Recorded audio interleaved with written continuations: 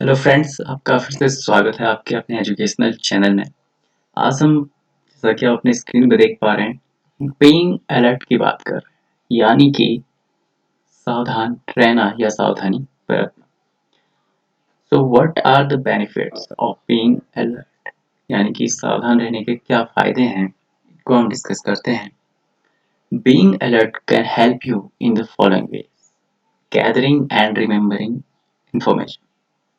अगर आप किसी चीज़ के बारे में सावधानी बरतते हैं तो आप क्या कर सकते हैं, तो गैदरिंग मीन्स होता है इकट्ठा करना, और रिमेम्बरिंग याद करना, यानी कि कोई भी जानकारी आप इकट्ठा कर सकते हैं और उसे याद भी कर सकते हैं। Reacting quickly to situations around you, आप बहुत जल्दी कोई भी सिचुएशंस है आपके आसपास उस पर रिएक्ट कर सकते हैं, ठीक है, प्रतिक्रिया दे सकते हैं अपने उसके बारे में, अगर आप सावधान हैं।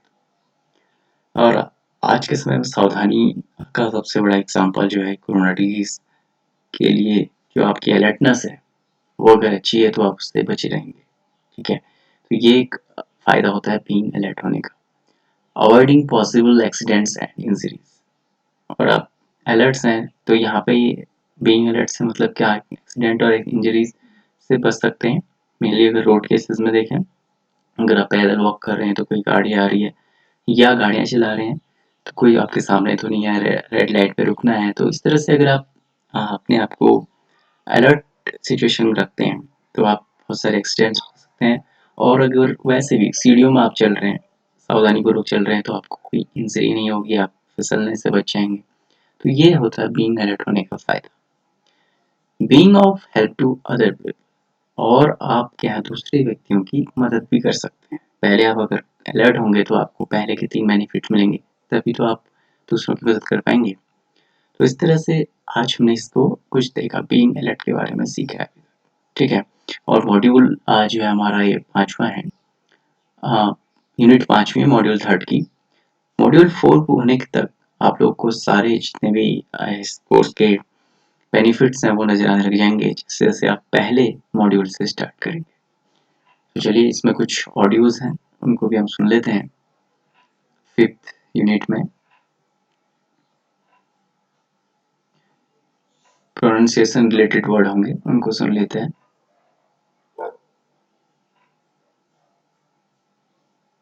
Unit 5, Audio 8. Concentrate, Daydream, discipline, alert, scold, injury, complex, complicated, scary, possible. ये थे कुछ वर्ड्स। आप ये यूनिट में अभी फिलहाल इतना ही था, ठीक है। यूनिट 6 की ओर हम आगे बढ़ेंगे, जिसमें केवल ऑडियोज हमारे पास हैं। कुछ ऑडियोज को सुन लेते हैं, ठीक है।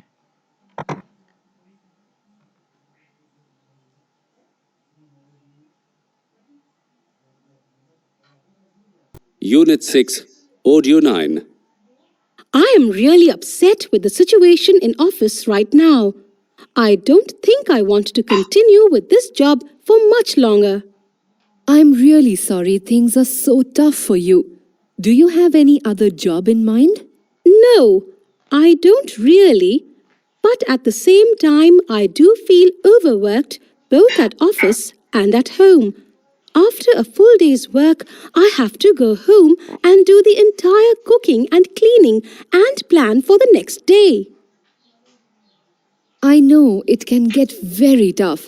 Listen, why don't you hire someone to help you out with the home chores instead? It would really make your evenings free and give you some time to yourself, which is what you truly need. I think that's a great idea. I wonder why I didn't think of it before. Thanks, Jyoti. Talking to you really helped. Audio 10.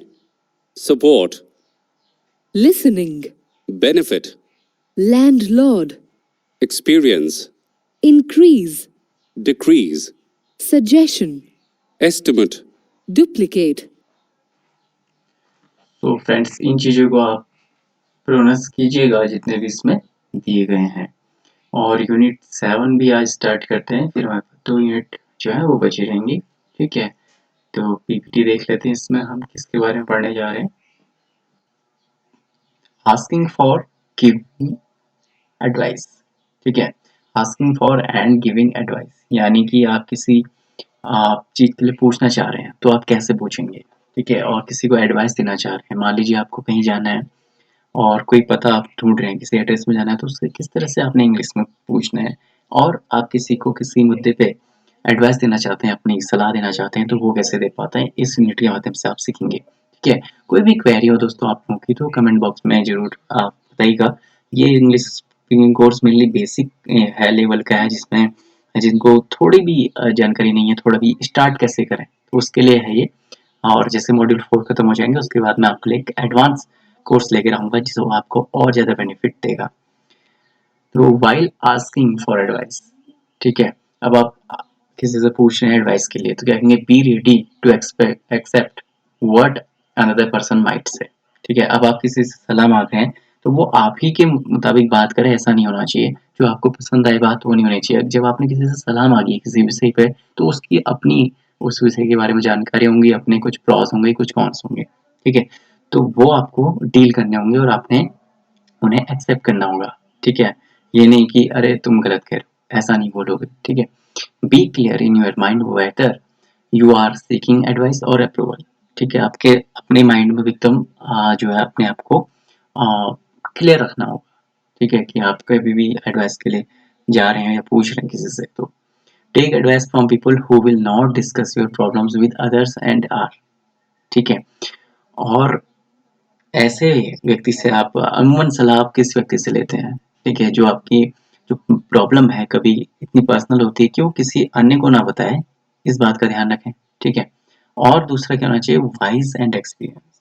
और जो इंसान जिससे भी आप advice कर रहे हैं वो एक तो बुद्धिमान होना चाहिए और उसका अच्छा खासा अनुभव होना चाहिए उस विषय के बारे में, जिस विषय के बारे में आप पूछना चाह रहे हैं। Honest and truthful. और दूसरी चीज होनी चाहिए कि वो ईमानदार होना चाहिए और सच्चा इंसान होना चाहिए। You are well wisher. और तीसरी मेन बात जो आती है कि वो आपका हित चाहने वाला होना चाहिए, ठीक है। अगर उसके मन में आपके लिए हित की भावना नहीं होगी तो वो हो सकता है कि इस चीज का गलत फायदा करे और आपको गलत सलाह दे दे। और हो सकता है कि एक सलाह देने के बावजूद वो आपकी जो प्रॉब्लम है वो अदर्स के साथ डिस्कस कर सकता है, ठीक है। तो ये चीज आपने देखनी है। फिर know that in the end the final decision to accept और reject the advice is your own. जब तक आपको सलाह एकदम सही नहीं लगती है आपको वो सलाह नहीं माननी, तो फाइनल डिसीजन आपका ही होता है। कल के दिन अगर आपके साथ उस एडवाइस से कोई प्रॉब्लम आती तो आपको ये नहीं कहना होगा कि उन्होंने एडवाइस दी थी, क्योंकि एडवाइस देना बहुत ईजी होता है, कोई भी आपको कोई सलाह दे देगा, लेकिन आपको उस पे अपने मन पे अपने मन से विचार करना है, सोचना है कई बार, तब जाके कोई डिसीजन लेना है। वाइल गिविंग एडवाइस, अब मान लीजिए आपसे कोई एडवाइस लेने आ गया तो आप कैसे देंगे उसे। Giving give your opinion only when asked. कभी भी अपना जो मत है, अपना जो विचार है वो तभी दें जब आपसे पूछा जाए, ठीक है। Don't become emotional about what you are saying. और कभी भी भावनाओं में बहकर जो है, ठीक है, इमोशनल होके सवेग में आके कभी भी आपने कुछ बातें नहीं कहनी है, एडवाइस नहीं देनी है। Remember that the person may और may not take your advice and that is their right, ठीक है। कोई भी जो पर्सन है वो आपका क्या है, सलाह ले सकता है या नहीं ले सकता, ये उसका अधिकार है कि वो आपकी बात माने या ना माने। Give your honest opinion. और अपना जो ओपिनियन है वो एकदम ईमानदारी पूर्वक देना चाहिए, अपना जो विचार है उसे ईमानदारी से प्रस्तुत करना चाहिए।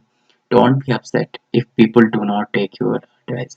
कोई व्यक्ति की अपनी मजबूरी हो सकती है या अपनी कुछ सोच हो सकती है कि वो आपकी एडवाइस ना माने, तो इसके लिए आपको अपसेट होने की जरूरत नहीं है। Appreciate the fact that the other person trusts you enough to share their personal problems with you, ठीक है। अपनी पर्सनल प्रॉब्लम शेयर करने के लिए आपको क्या करे, वो ट्रस्ट करे, ठीक है, आप पे विश्वास करे। तो ये था टॉपिक। आप देखते हैं कुछ इसमें ऑडियो ऑडियो सुन लेते हैं, उसके बाद वीडियो देखेंगे कि आपने प्रोनाउंसिएशन जो इसमें आए हैं मेन उनको कैसे करना है। Unit 7, Audio 11. interaction, Spirit. unwanted, Narrate. emotional, Reject. humble, React. issue, strange,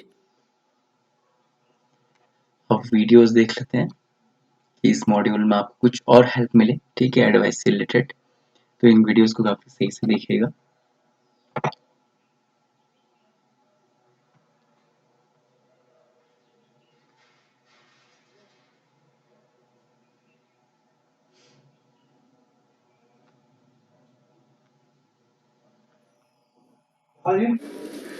You have been so helpful. I need some more advice from you. Can you tell me where I can get my motorcycle repaired?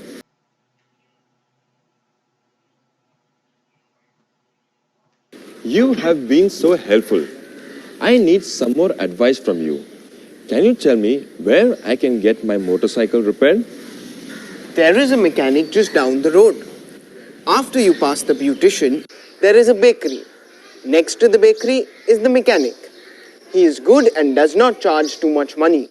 I also need to see a lawyer and discuss some legal matters. I do not know any lawyer. Why don't you ask the college administrator? He may know someone. Good. I will talk to him in the office. I also need to meet the accountant there and collect my fee receipts. Thanks, Bharat.